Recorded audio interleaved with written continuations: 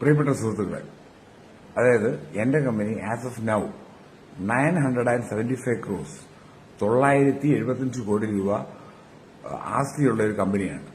പല കമ്പനികളായിട്ട് Vishnu agricultural plantations, ജീവ Vishnu restaurants, Vishnu bank academy, Vishnu consultancy services, Vishnu academy of English for professionals, Vishnu college of science engineering, പിന്നീട് Vishnu സീനിയേഴ്സുള്ള arcade,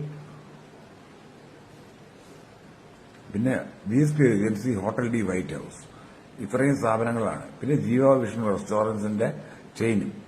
ഇതാണ് business സ്ഥാപനങ്ങളുടെ ഇത്. അത് കൂടാതെ 875 ഏക്കർ തെങ്ങ് പുരയിടം തമിഴ്നാട്, കർണാടക, ആന്ധ്ര, കേരളത്തിൽ കാസർഗോഡുമുണ്ട്. അവരിൽ നിന്നെടുത്ത് ഇതാണ് പുറപ്പം കൂടെ ചേർത്താണ് കേട്ടോ. അപ്പൊ കരഭൂമി ഏകദേശം ഒരു 675 ഏക്കർ 700 ഏക്കറിനടുത്ത് വരും.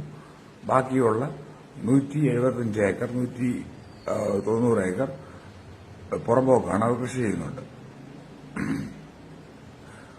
1000 കോടി രൂപയാണ് ഇൻവെസ്റ്റ്മെന്റ് ആയിട്ട് ഉദ്ദേശിക്കുന്നത്. 1000 കോടി ക്യാപ് എത്തിക്കഴിഞ്ഞാൽ അത് സ്റ്റോപ്പ് ചെയ്യും. ആസ് ലോ ആസ് 1 lakh തൊട്ട് 10 lakh വരെയുള്ള അമൗണ്ടിന് ഞാൻ കൊടുക്കുന്ന ഇൻട്രസ്റ്റ് 11.5% പെർ ആനം. പിന്നീട് 10 lakhs ടു എബവ് ആയിട്ടുള്ള അമൗണ്ടിന് 12.5% per annum up to 50 lakhs വരെ. 50 lakhs ടു 1 crore 13% ആണ് ഇൻട്രസ്റ്റ് റേറ്റ്. 1 crore എബവ് ആയിട്ടുള്ളവർക്ക് മിനിമം 14%, മാക്സിമം 15%. അത് സ്ലാബ്സ് വർക്കൌട്ട് ചെയ്യും. ഫോർ എക്സാമ്പിൾ, ഒരാൾ 1 കോടി രൂപ ഇൻവെസ്റ്റ് ചെയ്യുന്നതെങ്കിൽ അയാൾ ആദ്യത്തെ 10 ലക്ഷത്തിന് അയാൾക്ക് 1,50,000 രൂപ 15,000 രൂപ കിട്ടും. പിന്നീടുള്ള 40 ലക്ഷത്തിന് 12.5% വെച്ച് കിട്ടും. പിന്നീട് 50 ലക്ഷത്തിന് അതായത് 13% വെച്ച് കിട്ടും. എന്നിട്ട് ഒരാൾ 5 കോടി ഇൻവെസ്റ്റ് ചെയ്യുന്നതെങ്കിലോ 5 കോടി ഇൻവെസ്റ്റ് ചെയ്യുന്നതെങ്കിൽ ആദ്യത്തെ 1 കോടി വരെ ഞാൻ പറഞ്ഞ കണക്ക്.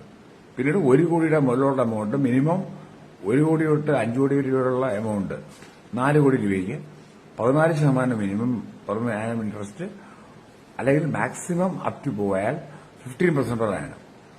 പിന്നെ വർക്കിംഗ് പ്രൊഫഷണൽസിനും വർക്ക് ചെയ്യാം. അവർക്ക് ഈ പറയുന്ന ബാങ്കുകൾ ബാക്കിയുള്ള ജോലികളിൽ ചെയ്യുന്നതാണ് കോസ്റ്റ് ഡെപ്പോസിറ്റ് തരുന്ന പൈസയ്ക്ക് ഇൻവെസ്റ്റ് ചെയ്യുകയാണെങ്കിൽ അവരുടെ ശമ്പളം, ഇൻസെന്റീവ്, പിന്നീട് അവരുടെ ഇൻവെസ്റ്റ്മെന്റിൽ നിന്ന് കിട്ടുന്ന റിട്ടേൺസ്, ജസ്റ്റ് ലൈക്ക് ദാറ്റ്. അതാണ് റിട്ടേൺസ്. ഡുഡു ഗ്രൂപ്പ് പോലും വെറും 12% റിട്ടേൺസ് ആണ് അവരുടെ ഇൻവെസ്റ്റ്മെന്റിന് കൊടുക്കുന്നത്. അവർ പോലും ഞാൻ തരുന്നത് നിങ്ങൾ ആസ് ഹൈ ആസ് 14% to 15% അത് തരുന്നു. അതിന് തരാൻ പറ്റുന്ന വ്യക്തമായ ബോധ്യവുമുണ്ട്. കാരണം ഇതിന്റെ rate of returns per month എന്റെ ബിസിനസിന്റെ തന്നെ ഒരു മാസം മോർ ദാൻ 40% ആണ്. അതായത് ഒരു വർഷം 480% റിട്ടേൺസ് ഉണ്ട് എന്റെ കമ്പനികൾക്ക്. അതെന്റെ ആർട്ടിഫിഷ്യൽ ഇന്റലിജൻസും എന്റെ അനാലിറ്റിക്സും വഴിയാണ് എന്റെ കമ്പനിയെ ജനറേറ്റ് ചെയ്യുന്നത്. അതുകൊണ്ട് your money saves with me നിങ്ങൾക്ക് ചെയ്യാം. 1000 കോടി രൂപയുടെ മാക്സിമം ക്യാപ്പ്. അതിൽ കൂടുതൽ എമൗണ്ട് വന്നു കഴിഞ്ഞാൽ മാനേജിംഗ് ബോർഡ് വരെ തീരുമാനിച്ച് പൈസ എടുക്കുന്നതിനെ പറ്റി ആലോചിക്കും. പിന്നീട് പബ്ലിക് ലിമിറ്റഡ് കമ്പനിയാക്കാൻ ഉദ്ദേശമുണ്ട്. ഇത് മാറ്റർ ഓഫ് ദിസ് 2 years. അപ്പോൾ IPO ആയിട്ട് ലോഞ്ച് ചെയ്യും.